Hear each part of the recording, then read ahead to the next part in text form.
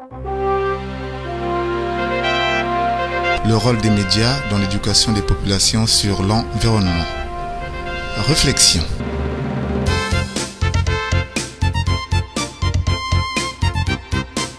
L'environnement est l'ensemble des éléments constitutifs du milieu d'un être vivant.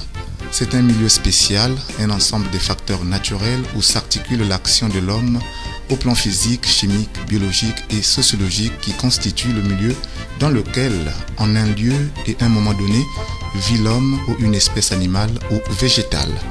L'environnement est aussi un ensemble des droits de défense, de protection, de gestion de celui-ci, ce qui lui confère la notion d'une grande étude intellectuelle qui est enseignée par l'écologie, la science qui s'occupe de ce domaine. Un domaine pluridisciplinaire, un véritable cadre de vie. Comment comprendre l'environnement aujourd'hui ?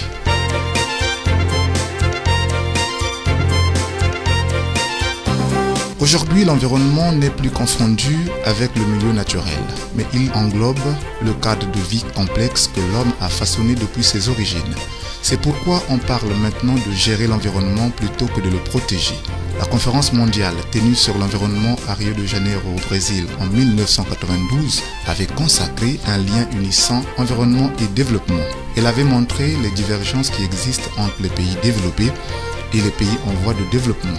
Les premiers ont un point de vue plutôt biologique et sont surtout sensibles aux agressions dues aux pollutions et aux nuisances résultant des activités industrielles, alors que les seconds, qui se trouvent dans une perspective plutôt culturelle, mettent l'accent sur les aléas naturels et sur les méfaits de la croissance démographique, du sous-développement et de la pauvreté sans cesse grandissante. Devant cette problématique, quel peut être le moyen de communication par lequel l'homme doit s'approprier la bonne information sur la gestion rationnelle de l'environnement ?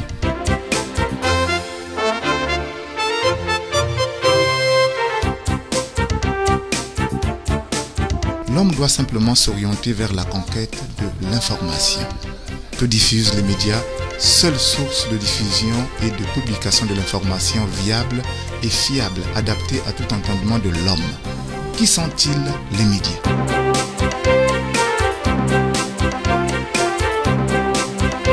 Les médias sont les instruments de communication, véritables portes ouvertes, de récolte, de traitement, de diffusion ou de publication de l'information rationnelle et opérationnelle mise à la portée du public.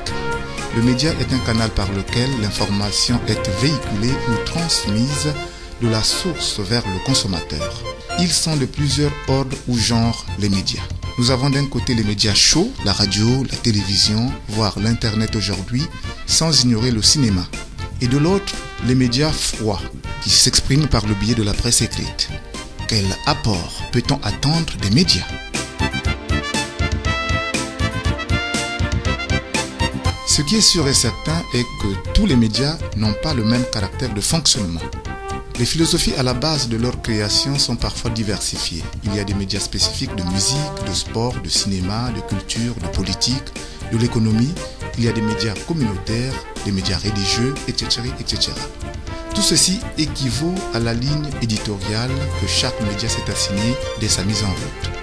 Toutefois, quoi qu'il en soit, les missions fondamentales ou traditionnelles d'un média véritable et digne de ce nom reste valable pour tous, à savoir informer, former, éduquer et distraire. C'est l'expression valable pour une information de proximité. Voilà les grands mécanismes de fonctionnement qui concourent à faire jouer un rôle impérieux et important de tout organe de presse au profit de la population. Ceci étant, au vu de tout ce qui précède, l'environnement, ce cadre de vie qui abrite l'homme pour sa vie et sa survie, nécessite d'être éclairé et très renseigné pour que celui-ci en fasse bon usage. Ainsi, le rôle des médias s'avère être capital dans l'accompagnement des politiques salutaires de préservation, de conservation et de gestion de l'environnement telles que définies par les pouvoirs publics pour le bien-être des populations. Que doivent faire les médias pour jouer véritablement leur rôle dans l'éducation des populations sur l'environnement ?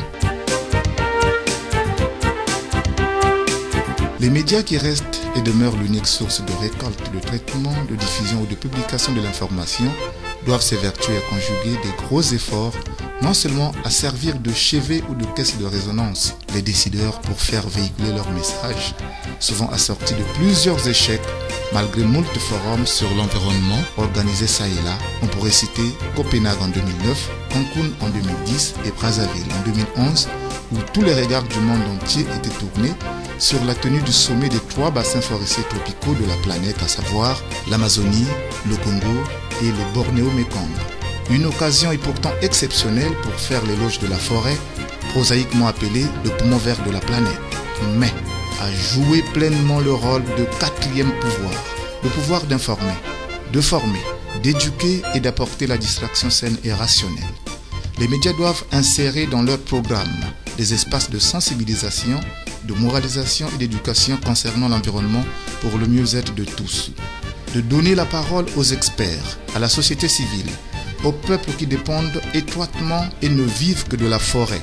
En guise d'exemple, on peut citer le peuple autochtone qui nécessite d'être écouté, compris, puis accompagné dans leurs efforts. De critiquer objectivement tout ce qui est contraire à la préservation, à la conservation et à la bonne gestion de l'environnement. De dire à l'homme que la forêt lui procure tout, alors que chaque jour, par son action, ce dernier lui retranche parfois avec la détermination d'en finir une fois pour toutes l'essentiel de ses fondations. De dénoncer l'émission des gaz à effet de serre qui constituent une source de destruction de la couche d'ozone.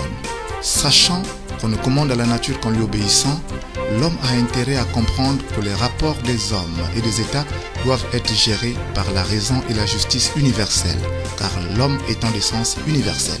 Voilà un autre champ d'expression et d'intervention par lequel les médias doivent nécessairement jouer le rôle d'éducateurs.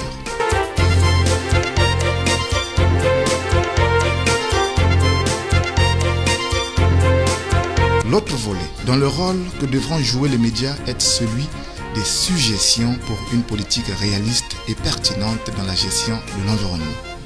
Contre le réchauffement climatique, la suggestion principale à mettre en œuvre est la gestion rationnelle et intelligente des espaces forestiers, précisément celle du bassin du Congo et de l'Amazonie, poumons de la planète. Pour ce faire, les solutions suivantes peuvent être préconisées. Que les populations qui cuisent leurs aliments à l'aide de bois renoncent à moyen ou long terme à la technique de bois de chauffe. Que les populations des zones forestières réinventent en conséquence d'autres façons de produire, de faire l'agriculture, en guise d'exemple, la suppression de l'agriculture sur brûlis. Que les États ou pays concernés requalifient autrement leur développement en se passant à court, moyen et long terme des ressources de la forêt pour accéder aux biens de consommation modernes. Toutes ces précautions sont formulées pour garantir la vie de plus de 6 milliards d'individus habitant la Terre, donc de toute l'humanité. Inciter les pouvoirs publics à convaincre la minorité qui vit dans et de la forêt à se sacrifier au profit de la gentille et fraternelle majorité mondiale. Accompagner les exigences prioritaires des pays africains du bassin forestier tropical et de l'Amazonie pour éviter la fumée des discours des réunions internationales, pour ce qui est le cas des médias africains. Que les populations concernées, pour éviter de détruire les forêts en assurant leur suivi, soient dotées gratuitement d'instruments modernes du genre réchaud à gaz ou électrique et bien sûr du gaz et de l'électricité pour la cuisson de leurs aliments pendant une période de 100 ans. Qu'un fonds mondial pour la modernisation de l'agriculture et de l'élevage paysan soit mis en place pour les pays des bassins forestiers. Qu'un programme cohérent de construction de routes bitumées soit adopté par le Forum de Copenhague, ceci pour une transformation positive de l'environnement. Qu'une compensation budgétaire de l'ONU soit allouée aux pays des bassins forestiers pour maintenir les richesses financières issues de la manne forestière, puis négocier un pourcentage de partage y afférent. Que la transformation locale des matières premières africaines sur le sol africain ne soit plus une intention à but de propagande philanthropique à rebours pour propulser le développement. Au plan national, les médias congolais ont un intérêt à s'imposer pour contenir le comportement incivique de certains citoyens qui participent au quotidien à la dégradation de l'environnement, c'est-à-dire à la déforestation de nos sites forestiers, au déboisement de la forêt. Dans nos villes, le manque de canalisation des eaux usées est criard. L'émergence des tas d'immondices et faisant de nos cités des villes poubelles est une réalité vivante. Au plan individuel, l'utilisation des sachets qui sont enfouis dans la terre appauvrissent l'état fertile de nos sols.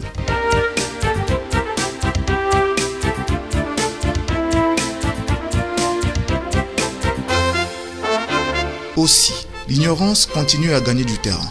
Le 5 juin de chaque année est déclaré Journée internationale de l'environnement.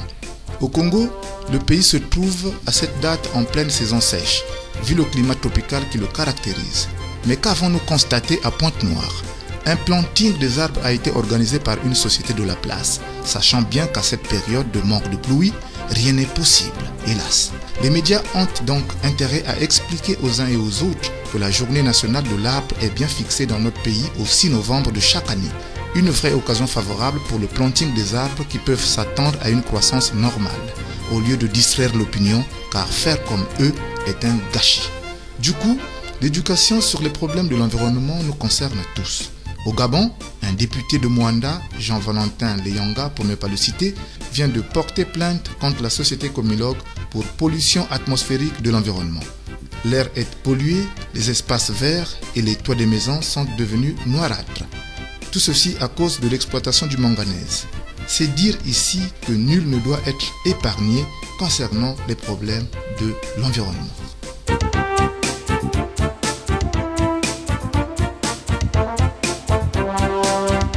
Enfin, le rôle des médias dans l'éducation des populations sur l'environnement reste fondamental et capital. Aux côtés des pouvoirs publics et des paisibles citoyens qui sont les premiers acteurs à agir quotidiennement sur celui-ci. Les médias doivent vulgariser la bonne information, car si la forêt est en danger, l'environnement est menacé et le risque à courir est très grand. Évitons le réchauffement climatique qui risque d'être une fatalité naturelle ou non pour l'Afrique. Le réchauffement climatique conduit tout le monde à la même peur, ce qui signifie que l'homme, élément le plus conscient de la nature, appartient à la Terre qui est une et donc universelle. La Terre ne nous appartient pas. Ce sont plutôt les hommes qui appartiennent à la Terre, rappelle Denis Sassou Nguesso, président de la République du Congo.